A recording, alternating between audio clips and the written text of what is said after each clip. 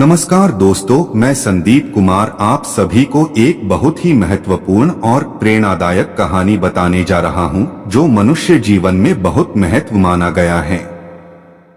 दोस्तों, बहुत साल पहले की बात है। एक छोटे से गांव में एक पंडित रमेश अपनी पत्नी सावित्री और बेटी नंदिनी के साथ रहते थे। पंडित रमेश गांव के एक प्रतिष्ठित ज्योतिषाचार्य थे।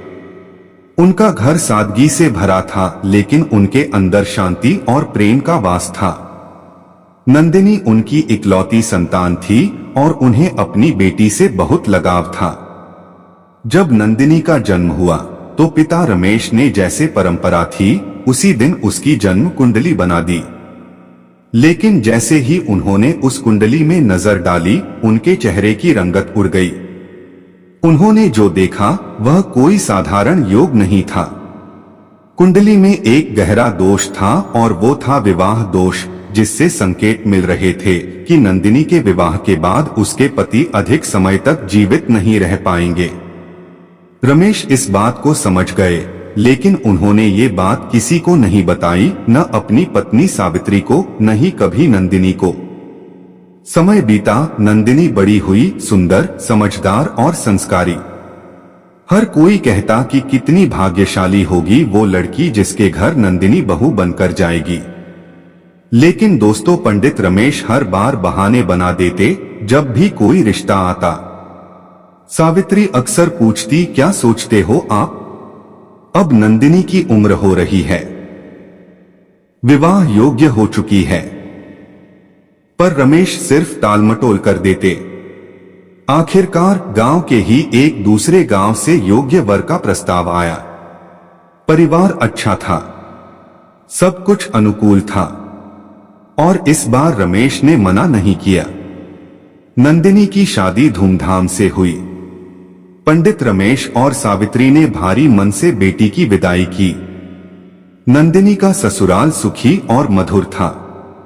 वह अपने पति के साथ 2-3 वर्षों तक बहुत खुश रही, लेकिन नेति को कुछ और ही मंजूर था। तीसरे साल उसके पति की अचानक मृत्यु हो गई। नंदिनी एकदम अकेली पड़ गई, क्योंकि ससुराल में कोई और नहीं था। पंडित रमेश ने उसे अपने घर वापस बुला लिया। बेटी की पीड़ा और टूटी हुई आत्मा को देखकर वे खुद भी भीतर से टूट गए। कुछ महीने बीते। धीरे धीरे नंदिनी सामान्य जीवन जीने लगी। लेकिन सावित्री ने फिर वही बात छेड़ी, आप क्यों नहीं सोचते कि नंदिनी का फिर से विवाह हो? वह सारी उम्र अकेली कैसे रहेगी? रमेश ने मन ही मन बहुत संघर्ष किया, लेकिन आखिरकार उन्होंने फिर से एक योग्य वर ढूंढा और नंदिनी का दूसरा विवाह कर दिया। कुछ साल तक सब कुछ ठीक चला। नंदिनी को ऐसा लगा कि शायद अब जीवन ने उसे फिर से एक मौका दिया है। लेकिन समय ने फिर वही करवट ली। कुछ वर्षों बाद उसके दूसरे पति की भी मृत्यु हो गई। इस बार सिर्फ नंदिनी ही नहीं, बल्कि पूरा परिवार स्तब्ध रह गया। सावित्री चिंता में पड़ गई। वह बार बार सोचने लगी, आखिर ऐसा क्यों हो रहा है? अब रमेश को भीतर से एक भारी बोझ महसूस होने लगा। उन्होंने एक दिन देर रात सावित्री को अपने पास बुलाया और धीमे स्वर में कहा, सावित्री, मैं तुमसे एक बात छिपा रहा था कई सालों से। जब नंदिनी का जन्म हुआ था तब मैंने उसकी कुंडली बनाई थी। उसमें साफ लिखा था उसके विवाह में दोष है। उसके पति अधिक समय तक जीवित नहीं रह पाएंगे। सावित्री सन्न रह गई, तो फिर आपने उसे विवाह क्यों करने दिया? रमेश की आंखों में पश्चाताप के आंसू थे। मैं नहीं चाहता था कि वह शादी करे, लेकिन समय के साथ हम भी बूढ़े हो रहे हैं। मैंने सोचा, हम कब तक उसका साथ देंगे? शायद भाग्य को टालना संभव हो, शायद कोई उपाय काम कर जाए। लेकिन सब बेकार गया। अब नंदिनी फिर से अपने पिता के घर आ गई थी। एक टूटी हुई जिंदगी फिर भी मजबूत और मौन स्त्री बनी हुई थी। दोस्तों, कभी कभी हम भाग्य से लड़ने की कोशिश करते हैं, लेकिन कुछ रहस्य, कुछ संकेत समय से पहले जानकर भी हम रोक नहीं पाते। पंडित रमेश के ज्ञान ने उन्हें सच तो दिखा दिया, लेकिन एक पिता का दिल बेटी की खुशी के आगे विवश हो गया।